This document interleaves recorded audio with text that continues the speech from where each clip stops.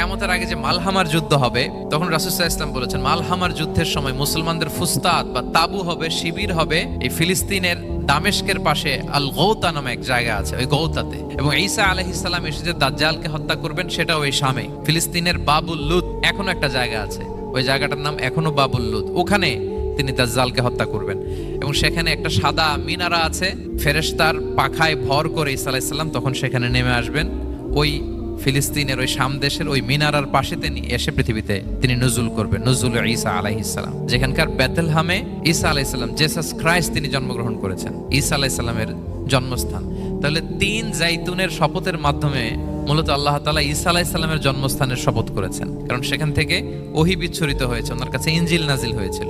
এবং এই শামের মর্যাদার ব্যাপারে অনেক কথা আল্লাহর হাবিব সাল্লাল্লাহু আলাইহি ওয়াসাল্লাম তিনি বলেছেন।